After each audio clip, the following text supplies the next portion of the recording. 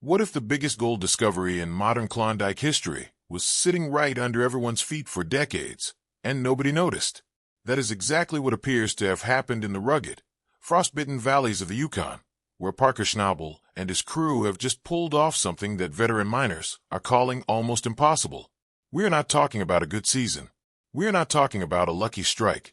We are talking about a potential gold system estimated to hold between 80,000 and 90,000 ounces of recoverable gold, a find with a potential value that analysts are placing at around $180 million. The ground did not change.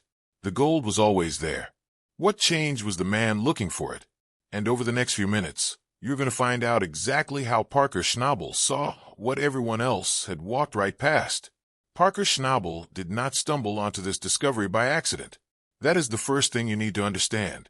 For years, Parker had been developing a theory that most miners in the Klondike dismissed as too expensive, too risky, and frankly, too ambitious. While the majority of operations in the region were focused on gold deposits sitting relatively close to the surface, Parker had started asking a different kind of question. What if the most valuable gold in the Klondike was not at the top? What if it was buried deep, hidden in ancient river channels that had been flowing through this landscape millions of years before a single mining rig ever showed up? This was not a casual theory. Parker and his team spent considerable time going through old geological records, drilling logs, and survey data that stretched back decades. The Klondike has been mined in some form for well over a century, and that history leaves behind an enormous paper trail of information. Most miners look at that data and see what has already been found. Parker looked at it and started asking what had been missed. What kept jumping out at him were repeated references to ancient river channels sitting roughly 80 to 120 feet below the surface. These were not new formations. These were remnants of waterways that had carved through this landscape long before the ice ages reshaped the terrain. Over millions of years, those rivers would have carried gold and deposited it in concentrated layers along their beds. Then the land changed, the rivers disappeared, and those gold-rich beds got buried under layers of silt, rock, and newer deposits. Out of sight, out of mind, and out of reach for most conventional mining operations. The critical issue was cost. Reaching ground that deep is not simply a matter of digging further. It requires significantly more powerful equipment, far more fuel, longer operating hours, and a much larger workforce. The deeper you go, the more everything costs, and the harder it becomes to justify the expense if you are not certain something valuable is waiting for you at the bottom. That uncertainty was enough to make most miners walk away. Previous operators had worked this ground over the past 2 to 3 decades, and not a single one of them had committed to going after what might be sitting at those depths. The shallow layers had produced enough to keep people interested, without ever forcing them to take the leap into the deep ground. Parker made a decision that, by any measure, took significant courage. He authorized an exploratory drilling program with a budget approaching $3 million. In the world of small to mid-scale gold mining, that is an enormous sum to commit to what was still, at that stage, an unproven idea. Dozens of drilling rigs were deployed across the property at various locations. Some holes were drilled to 80 feet. Others pushed past 120 feet. Every new hole meant more fuel burned, more worker hours logged, more sample processing fees, and more days of uncertainty. The costs were mounting quickly, and the early results were not immediately spectacular. Some of the first samples came back with ordinary readings, and that started to create tension within the crew. When you are spending thousands of dollars every single day, and the results look similar to what everyone else has already found, the pressure becomes very real. Parker held steady. He had studied the data long enough to believe that the real answer was still below what they had tested so far, and he was not willing to abandon the theory before they had actually reached the zone he was targeting. That kind of patience is genuinely rare in an industry where every day of operation has a dollar value attached to it, and where the temptation to cut losses and move on is always present. Investors were watching. The team was watching, and Parker kept drilling. Then the results started changing. Core samples pulled from deeper sections of the property began arriving at the field lab, and the numbers on those reports were nothing like what the team had seen before. Gold concentrations in several locations were coming back at 3 to 4 times the levels you would normally expect in a productive mining zone. The initial reaction was disbelief. Equipment calibrations were checked. Samples were sent for retesting. Independent verification was requested. In gold mining, extraordinary results demand extraordinary scrutiny, because the history of the industry is full of claims that looked incredible on paper and turned out to be mistakes or misreadings. Parker's team knew that, and they were determined not to get carried away by results they had not verified thoroughly. Multiple independent laboratories processed the samples.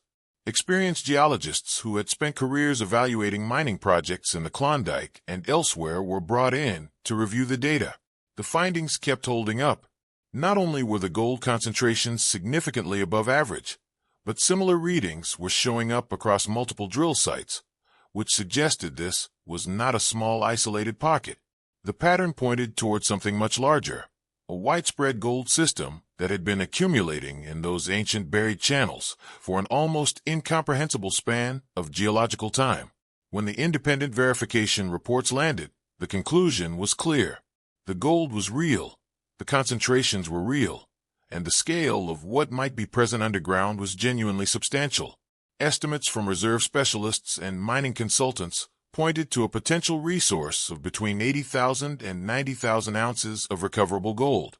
At gold prices in the range that the market has seen in recent times, that translates to a potential value in the neighborhood of $180 million. To put that number in perspective, many of the most respected operations in the Klondike consider a season where they produce 3,000 to 5,000 ounces a major success.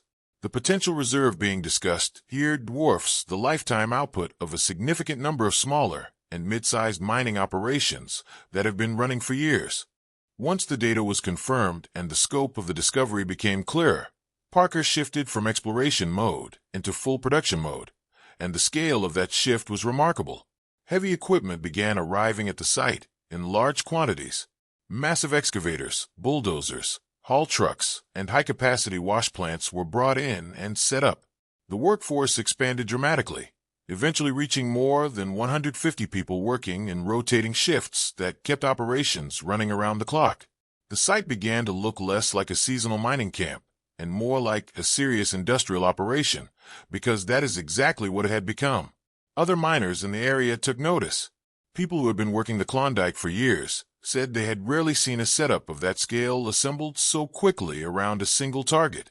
The decision to invest at that level made sense once the data supported it, but it also required Parker to continue committing resources before the production numbers had confirmed everything the model suggested. Millions of dollars in additional equipment costs, fuel, and personnel were being added on top of the original $3 million spent on exploration.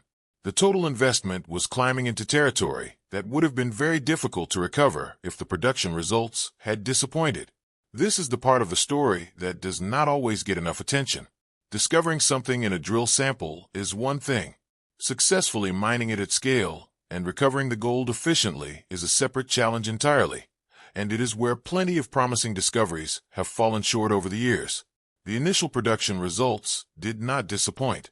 The first cleanup from the new zone produced significantly more gold than the team had projected even under optimistic assumptions. Recovery rates climbed into the hundreds of ounces per cleanup cycle, numbers that were extraordinary by any standard measure applied to Klondike placer mining. What made the results even more striking was the consistency.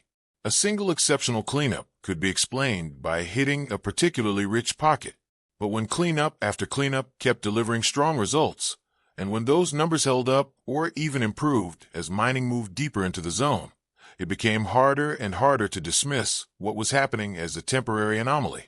Geologists on site continued updating their models as the production data accumulated. Each new set of numbers was fed back into the analysis, refining the picture of how the gold system was distributed underground.